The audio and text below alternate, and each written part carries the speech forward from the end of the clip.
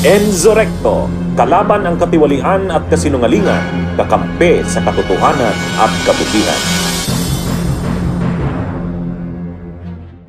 Ibinahagi ni Harry Roque na hindi na siya magtatago dahil hindi umano siya map-aid deport sa Pilipinas habang gumugulong ang aplikasyon niyang asylum sa Netherlands. Samantala, sinabi niyang hindi pa niya nakakausap si Digong Duterte mula nang makulong sa ICC Detention Center. We heard your speech, so bawal mag-agit eh. Oo, bawal. Bawal. Buti nga lang, kinukurot ko yung sarili ko, no? At buti na lang, pinabugulong ko na lang sila. Yeah, pero kamusta kayo rito? Okay. I am now a bona fide asylum seeker. So I now have the right to non-refuma. Hindi na ako magpapa-deport pabalik ng Pilipinas.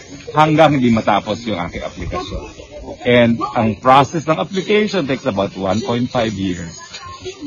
So dito naman na kayo nakapag. Dito na muna ako. Wala nang tago-tago, kaya nga nung pumirma ako nung aking asylum application, napaluha talaga ako, napakagulgul. Kasi sabi ko, first time in 6.5 months, din ako nagtatago sa mga bangka. But Attorney Roque, nakausap niyo po ba si ex-President Duterte recently? Hindi pa nga. I've not had the occasion, and I'm hoping to still have that occasion because there's still a pending issue now of the final composition of the team. But that decision will rest on the President. Kahapon magkasama kayo ng Vice President. Ano sa'yo yung lakad niyo? Okay naman. VP is in high spirits. Siyempre, dami pang subok kay VP and dahil kaisa-isang, dahil siya yung nag-aalaga dito kay Presidente, there's the burden of taking care of him and then burden of taking care of what's happening in the Philippines and of course, burden of being Vice President. Attorney, alam mo, parang kahapon yung mga taga-suporta, they were surprised nung nakita nila yung maleta na nilabas from the facility and all. Ano po ba yung mga laman ng mga yon? Would you know? Ang sabi lang naman ni VP is ito yung mga extra gamit ni Presidente na hindi nakasya din sa kanyang room. No? So they wanted to make more room for him.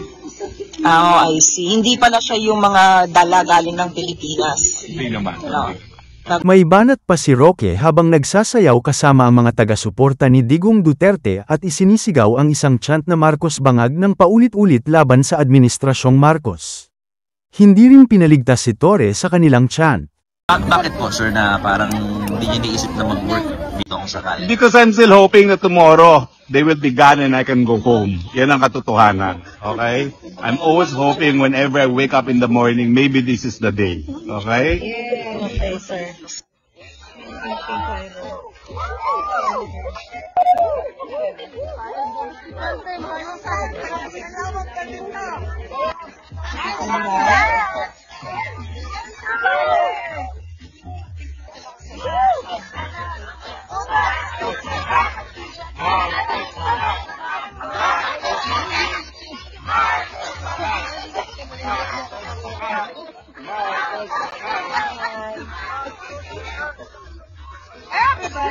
Everyone! Marcos Bangag! Marcos Bangag! Marcos Bangag! Marcos Bangag!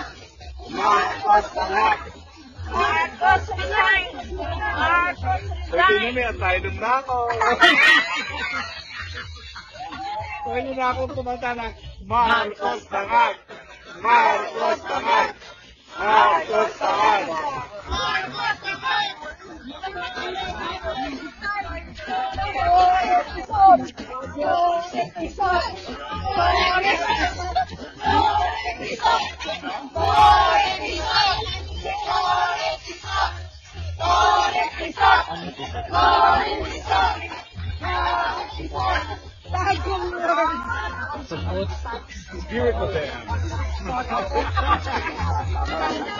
Sa panayam kay ICC Assistant Counsel Attorney Cristina Conti, haarangin umano ang petisyon ni Roque kaugnay sa kanyang asylum.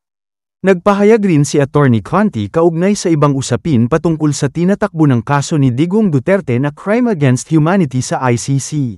I want to ask you about Harry Roque's petition to file for asylum at the Netherlands. Do you believe that he would qualify? Well, one, he would need to prove that the persecution, that the warrant of arrest, or actually it's a subpoena, it's a request for him to appear before a legislative hearing, amounts to political persecution. Usually the countries would look at court cases or court warrants of arrest. So I don't know how they would consider this request or subpoena to appear before a legislative body. And also, since the session of the Congress ends by June, I don't know if after June the court will consider that there is any threat against him. Also note that the court will consider and weigh heavily if this is indeed political persecution or just simple law and order. So if it is seen that there is no politics to it, then probably the country could refuse the asylum. And also, I have heard victims of the war on drugs and those staying at The Hague particularly would be opposing his petition. All right. So families of the victims of the war on drugs will be filing a petition to opposing his petition for asylum. I guess so, letters. Oh, Karen, and on that, I'd like to clarify that before the ICC, and perhaps this is how we should consider them as well, victims of the war on drugs would include the surviving kin.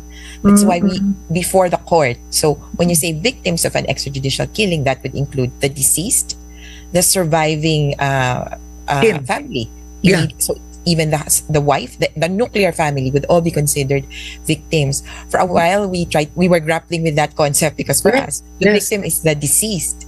Yeah. But for the court, anybody who has been impacted and would suffer financial, emotional, whatever kind of harm could be considered a victim. But then that actually increases the number of victims.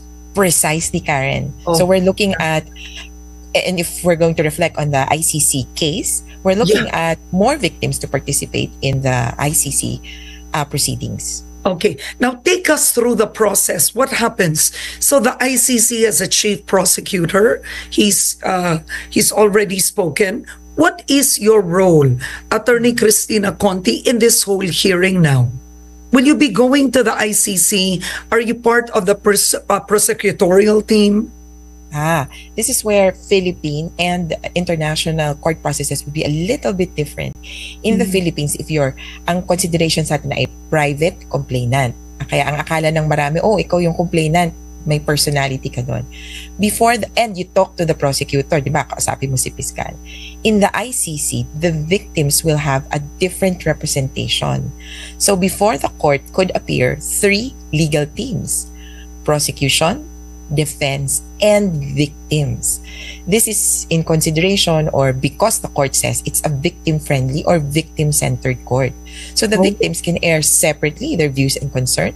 They could focus on their own interests rather than, because if you compel the victims to cooperate with the office of the prosecutor, then there's one on the side of the prosecutor, there would be more people to loop in.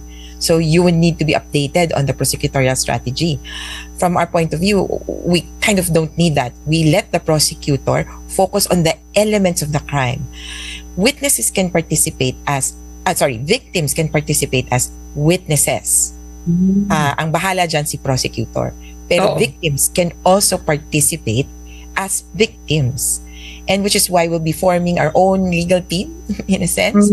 But victims individually can choose their own legal counsel. And so if there are many legal counsels or legal representatives, we would need to choose among ourselves who would be legal representatives. And we can choose anybody who is accredited before the court. Bunyog, bunyog, halikan na kasama ka. Bunyog, kapag buklod ay may pag-asa. Luzon, Visayas, Mindanao, isa ang pananaw. Sa bagong Pilipinas ang bunyog isisigaw. Bunyog.